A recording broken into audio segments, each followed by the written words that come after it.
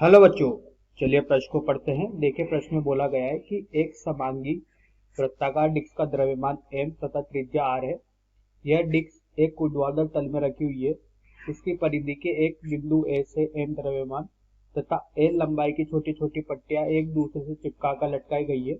कम से कम ऐसी कितनी पट्टियां लगाई जाए ताकि पूरी सतह का द्रव्यमान केंद्र डिस्क से बाहर आ जाए। तो देखिए बच्चों, यहाँ पर एक डिस्क है जिसकी त्रिज्या r है, उसका द्रव्यमान m है। यहाँ पर एक छोटी छोटी बच्चों एल पट्टियां लगाई गई है जो कि बच्चों इसकी परिधि से सटी हुई लगाई गई है, जिसका द्रव्यमान m और लंबाई l है। तो बताना है कि बच्चों यहाँ पर इस डिस्क का द्रव्यमान केंद्र जो है वो बाहर आ जाए तो कितनी पट्टियां की जरूरत पड़ेगी कि इसका पूरा द्रव्यमान केंद्र डिस्क से बाहर आ जाए। तो आइए बच्चों प्रश्न के लिए सर्वप्रथम मुख्य उदाहरण की चर्चा करते हैं। तो देखिए बच्चों, द्रव्यमान केंद्र के निर्देशांक निकालने के लिए बच्चों जो यहाँ पर सूत्र होता है, ठीक है। तो देखिए बच्चों, सर्वप्रथम यहाँ पर एक निर्देशांक तंत्र का निर्माण करते हैं। ये एक निर्देशांक तंत्र है बच्चों। ये x, ये मूल बिंदु है 0,0। ये बच्चों y है। यहाँ पर एक द्रव्यमान m1 रखा हुआ है, एक दूसरा द्रव्यमान बच्चों m2 रखा हुआ है। इसके निर्देशांक x,0 है। तो देखिए बच्चों, जो इन दोनों द्रव्यमान का द्रव्यमान केंद्र होगा, उनको मिलाने वाली रेखा क्या निर्देश होगा। तो जो इसके निर्देशांक निकालने के लिए जो बच्चों यहाँ पर सूत्र होता है x स्वयं का, ये होता है बच्चों m1 x1 धन m2 x2। इसी तरीके से बच्चों जितने भी पद होते हैं इनका सबका योग बटे कुल द्रव्यमान, जितने भी द्रव्यमान के लिए होता है। इसी तरीके से बच्चों y स्वयं का भी होता है और z स्वयं का भी होता है। बच्चों बस यहाँ पर अंतर इतना सा होता है कि यहाँ पर x की जगह z y निर्देशांक आएंगे और z के लिए z निर्देशांक आएंगे। तो आइए बच्चों इस मुख्य उदाहरण के आधार पर प्रश्न हल करते हैं। देखिए बच्चों, यहाँ पर एक डिस्क बताई गई है, ठीक है, जिसकी त्रिज्या r है। जिसका द्रव्यमान केंद्र होगा वो इसके मूल बिंदु पर उपस्थित होगा। अगर यहाँ पर मैं इसको मूल बिंदु लेता हूँ तो इसका द्रव्यमान केंद्र यहाँ ही उपस्थित होगा। अब देखिए बच्चों, ऐसा बोला गया है ये पट्टिका जिसका द्रव्यमान m और l है। तो बच्चों इसकी परिधि से इसका जो द्रव्यमान केंद्र होगा वो l/2 दूरी पर होगा। इसी तरीके से इसका द्रव्यमान भी इस पट्टिका से l/2 दूरी पर होगा और दो द्रव्यमान केंद्र के बीच की जो दूरी होगी वो कितनी हो गई बच्चों, वो हो गई l। इसी तरीके से बच्चों इसका भी l/2 दूरी पर होगा। तो यहाँ से यहाँ तक की दो द्रव्यमान केंद्र, दो पट्टिका के द्रव्यमान केंद्र के बीच की दूरी कितनी हो गई, l/2। तो देखिए बच्चों, यहाँ से अगर इसका y निर्देशांक देखा जाए तो इसका जो y स्वयं होगा वो कितनी दूरी पर है, वो r दूरी पर है। देखिए अगर यहाँ पर एक निर्देशांक तंत्र ले ले तो मूल बिंदु पर आ गया, ठीक है। यहाँ से अगर इसका देखा जाए तो कितना होगा, ये r दूरी पर ही होगा बच्चों द्रव्यमान केंद्र। तो यहाँ पर बच्चों n पट्टिका लगाई गई है, तो इस परिधि से ये दूरी कितनी हो गई, l/2 दूरी पर हो गई। अब देखिए बच्चों, इसको इस तरीके से तंत्र देखते हैं कि देखिए ये तो हो गया बच्चों m द्रव्यमान का डिस्क, ठीक है, और यहाँ पर ये एक पट्टिका हो गई है जिसका द्रव्यमान m है, ठीक है। तो बच्चों इसका जो पट्टिका का, पहली पट्टिका का द्रव्यमान केंद्र और इस डिस्क के द्रव्यमान केंद्र के बीच की जो दूरी है, ये दूरी कितनी हो गई बच्चों, ये दूरी हो गई है, देखिए डिस्क के लिए तो r है और पट्टिका के लिए l/2 है। तो दूरी कितनी हो गई, l/2, ठीक है। इसी तरीके से बच्चों दूसरी पट्टिका जिसका द्रव्यमान m है, तो इन दोनों के बीच की दूरी कितनी हो गई है, ये दूरी हो गई है l। इसी तरीके से बच्चों तीसरी पट्टिका जिसका द्रव्यमान m है, तो इन दोनों के बीच की दूरी कितनी हो गई है, l। तो बच्चों ये l कैसा रहा, क्योंकि दो द्रव्यमान केंद्र के बीच की दूरी कितनी जा रही है, l जा रही है। और पहली पट्टिका के द्रव्यमान केंद्र से इस डिस्क के द्रव्यमान केंद्र की दूरी कितनी है, ये तो त्रिज्या r के बराबर धन l/2 जो इस पट्टिका का द्रव्यमान केंद्र। इसी तरीके से बच्चों यहाँ पर n पट्टिका लगाई गई है। तो देखिए अगर यहाँ पर इसको मूल बिंदु लिया है, ठीक है, अगर निर्देश तंत्र के अनुसार अगर इसको मूल बिंदु लिया है तो देखिए अगर इसका y स्वयं निकालते हैं बच्चों, ये y स्वयं सिर्फ डिस्क का निकाला है, पूरे तंत्र का निकालना है, जिससे कि बच्चों ये इसका द्रव्यमान केंद्र इस डिस्क के बाहर आ जाए तो कितनी पट्टिका की जरूरत पड़ेगी ये बताना है। तो इसके लिए देखिए यहाँ पर क्या करते हैं, देखिए m गुणा 0, जो डिस्क है इसका द्रव्यमान m है, ये मूल बिंदु पर ही उपस्थित है, तो इसका तो निर्देशांक 0 हो गया ऋण। अब बच्चों देखिए y निर्देशांक के नीचे जा रहे हैं।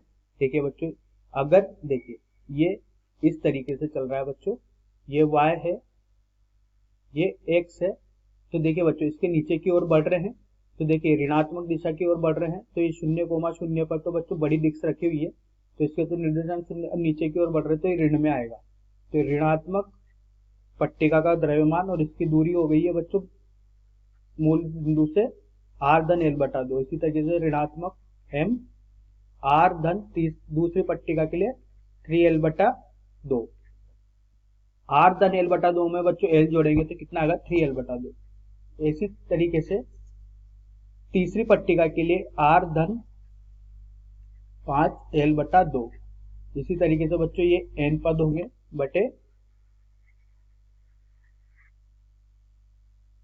बटे कुल द्रव्यमान। तो देखिए कुल द्रव्यमान जो होगा वो कितना होगा, वो होगा m धन n पदों तक होगा बच्चों। अब देखिए बच्चों यहाँ पर बोला गया है कि जो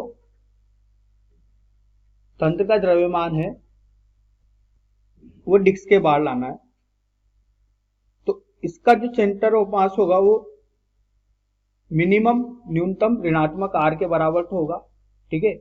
मतलब यूं बोल सकते हैं कि जो इसका सेंटर ऑफ मास होगा वो इसका जो द्रव्यमान केंद्र होगा वो यहाँ पर जो उपस्थित होगा वो ऋणात्मक r पर होगा, ठीक है।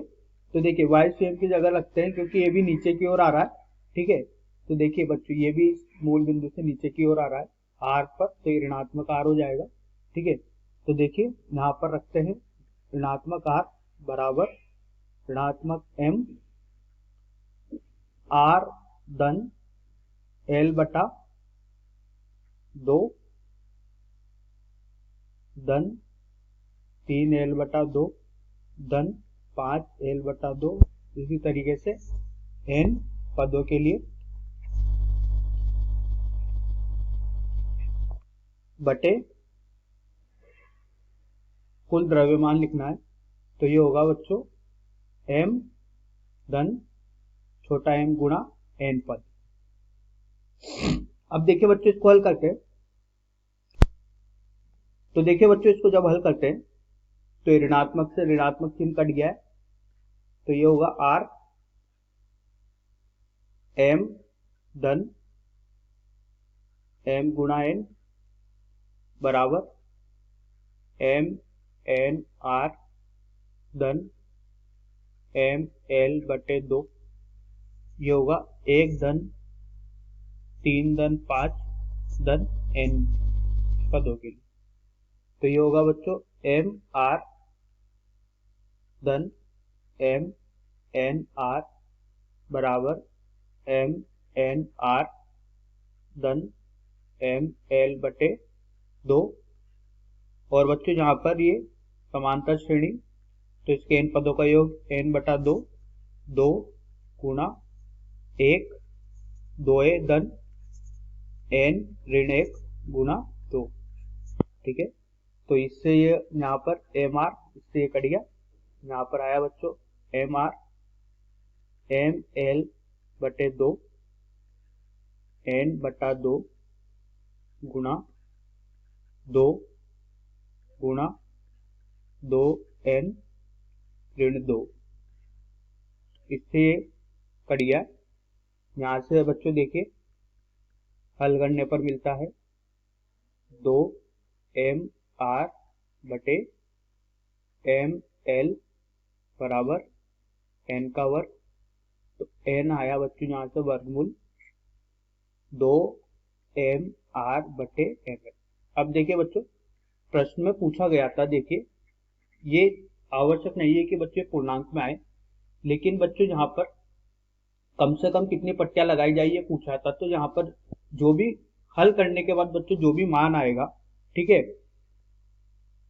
तो उसके बाद वाला पूर्णांक लेना है, क्योंकि बच्चे यहाँ पर कोई जरूरी नहीं है कि पूर्णांक में आए, दशमलव में भी आ सकता है। यहाँ पर लिख सकते हैं कि पश्चात पूर्णांक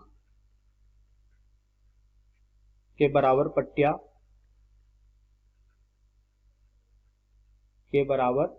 पट्टियां लगानी पड़ेगी।